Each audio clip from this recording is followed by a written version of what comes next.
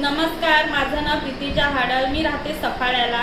मला ना स्किनला खूप प्रॉब्लेम झालेला होता आणि रॅशेस पण खूप होते आणि खूप त्याची खाज पण यायची आणि तो त्रास वाढतच चाललेला. मी डॉक्टरांकडे जेव्हा गेले ते डॉक्टर बोलले का तुम्हाला स्किनचा प्रॉब्लेम आहे, तुम्ही औषधं घ्या, ही कंटिन्यू चालू ठेवा. मी चालू पण ठेवले पण त्याच्याने काही मला फरक पडला नाही. मग त्यांनी आणखीन चेंज करून दिली औषधं दुसरी, त्याच्यानेही काही फरक पडला नाही. मग ते मला बोलले का तुम्ही इंजेक्शन चालू ठेवा, त्याच्यामुळे स्किनचा जो प्रॉब्लेम आहे ना तो पूर्णपणे बरा होऊन जाईल.